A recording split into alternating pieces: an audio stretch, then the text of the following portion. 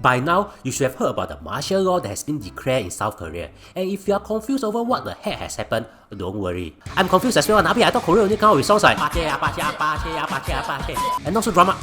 But don't worry, let me simplify everything for you so that after watching this video to the end, you'll know exactly what happened. So, before anything, you need to know about the government system in South Korea. It's quite similar to the US system, whereby the president is the head of the executive branch, which works to ensure that the country is running smoothly with its law. There's another branch called the legislative branch, which makes law.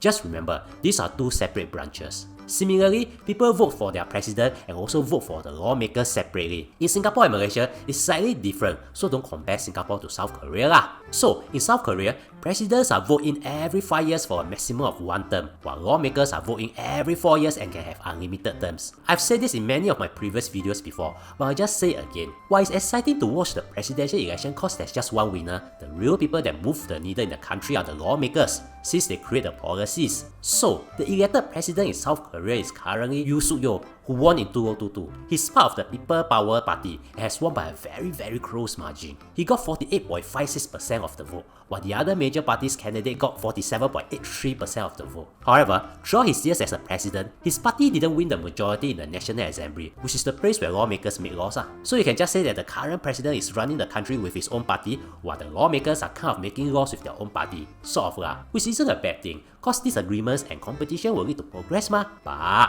it's not that good for you, who cannot do a lot of things due to the lack of power in the legislative branch. He has also been involved in the few, actually quite a lot depending on how you interpret the news, controversies, with the most popular and top silly one being about the Cristiano Ronaldo bet that his wife alleged. Oh wow, so pretty I think she has committed another crime stealing my heart. FBI, open up! But yeah, you get the idea. He's also the first president who doesn't live in the Blue House, which is like the White House in the US. And he even proposed increasing the maximum working hours a week from 52 hours to 69 hours. It didn't help that in the latest National Assembly election, his party lost many more seats. Therefore, his approval rate is so low that if he was in Dow Detector might just show him as having an outage. So, what happened is that on 3rd December at 10:27 PM in Korea, which is 9:27 PM in Singapore, he suddenly appeared on TV. It's unannounced, so no one saw it coming. He then said that he's declaring martial law in South Korea. Now, before anything, here's a golden question. What the heck is martial law? You see, the military actually has the capability to run the country. If you have been in the army during your NS, you'll know why. There are cops, there are police, there are medical personnel, and heck, there are even cats and dogs within camps to guard against spirits. If you know, you know it. Basically, when the country's government is not able to function effectively, the military can take over. In fact, a well-trained military force can take over a government effectively if needed. This is called martial law. The goal isn't to grow the country or whatnot. Instead, it's to stabilize the country. Cause when martial law is declared, the government is likely not functioning well or need help. Just think of it this way. In the school, imagine teachers were all suddenly caught in a jam to reach school in the morning cause there's a flood somewhere and teachers all drive to the school.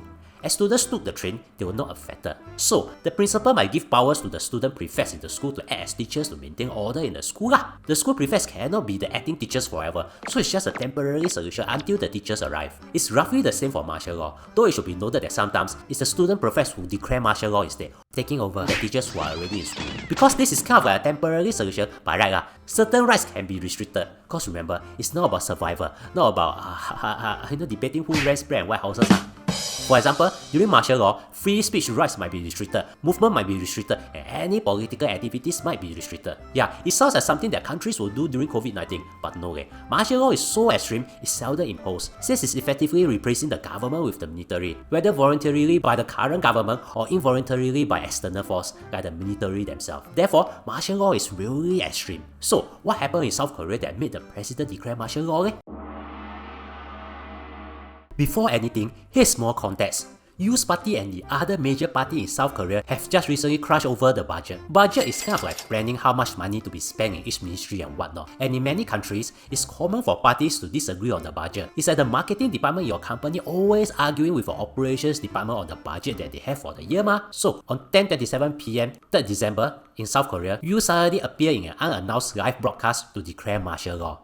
He started off by saying that the National Assembly has been trying to impeach government officials since the new lawmakers took office this June and is unprecedented, which means nothing like that has happened before lah. He then said that the lawmakers have also paralyzed the work of both the judicial branch and also the executive branch, mainly by impeaching people. You see, the lawmakers are also responsible for removing people from public office, and impeaching people means removing people from public office. He then spoke about the budget, which is filled with so many numbers that only your secondary school teacher Madam Wong would like to hear. Of course, he believed that the other major party in the National Assembly is causing the problem. His main argument is that their actions are causing the country to be paralyzed, calling them a dam of criminals, and think that they are trying to overthrow them. But I read everywhere, they talk about North Korea. I know that one is also part of it, so what's wrong? But why everyone is talking about North Korea? I want to hear about North Korea, like more exciting. Like they got spies in the countries, yeah. You see, you made the point of why some people only know about North Korea in this martial law thingy. You see, it's indeed true that you also spoke about North Korea, and that stands out most because all of a sudden, he said that he's declaring martial law to protect the Republic of Korea from the threats of North Korea Communist to immediately order. Yeah, I have no idea why North Korea suddenly come into the picture, but it surely made everything sound more exciting. But roughly, this is what he said. I know it's confusing. Is he saying that there are North Korean agents in the National Assembly?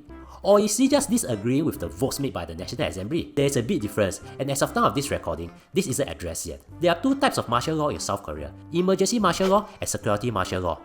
Security martial law is a less severe martial law, usually used for less severe issues like mass protests or riots. For that, the military kind of helped the government in running the country instead. Emergency martial law is very severe, and like what I mentioned before, the military kind of completely run the country and will have a lot of authorities, with many civil liberties being restricted. And yes, you opt for the emergency martial law instead. According to the military, these are the broad laws.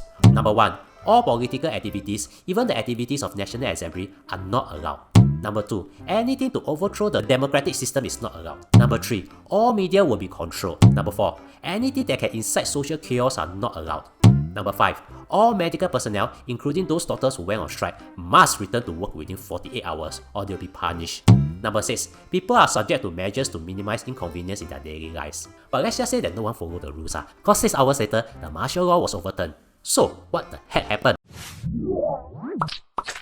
You see, in the first rule of the it's mentioned that all political activities, including the activities of the National Assembly, are not allowed. But interestingly, to lift the martial law, the National Assembly can vote to lift it. But how can lawmakers do that when they are not allowed to conduct any matters in the National Assembly? Moreover, soldiers have started to enter the National Assembly building to secure it, so people cannot enter the premises. However, lawmakers somehow made their way in. You see, even before the soldiers can enter the building, people who were already inside the building stopped the soldiers from entering by putting furniture at the entrances and also using fire as screens to stop the soldiers. That's because they know that if they can have a formal vote to lift the martial law will be lifted. Then the lawmakers found creative ways to enter. It's reported that they climbed over fences to enter the premises. It also helped that there were many protesters, which by the way isn't allowed under the martial law anyway, that hindered the soldiers. Eventually, 190 of the lawmakers managed to cast a vote, and all 190 voted to lift the martial law. Now, just to be clear, although Yu was criticizing the other party, some of his own party members do come out publicly to condemn the martial law. In the emergency voting session, 172 members were not from Yu's party, but 18 are from his own party. With that, Yu has no choice but to lift the martial law, ending a 6-hour martial law that you probably didn't know exists as you have been sleeping throughout the night. So, what's next? Interestingly, this isn't the first martial law in South Korea's history. Before the country is known for Blackpink, Samsung and crash landing on you, the country wasn't politically stable. It would take too long to explain that, but the country's democratic political system only started to stabilize in the early 1990s. Before that, it was filled with military coups and had military leaders, with martial law being declared repeatedly, with the last being in 1980. So, to the older generation in South Korea, this will just be another Tuesday lah. Now, what's next after this martial law? No one knows. Experts think that this could spell the end of Yu's presidency, as lawmakers are now looking to impeach him, doing the very thing that he claimed he was trying to stop in the first place. His apes are also starting to resign. But if there's anything that we can learn, it's this. Even if you give someone power in writing, if you don't have the support of the power, it's not going to be useful. After all, this incident shows that Yu tries to use the power bestowed to him, but people resisted within hours, leading to his overturn. If you want to know more about how government in Singapore is voted in instead, watch this. And thank you for spending almost 9 minutes with me. I really appreciate it.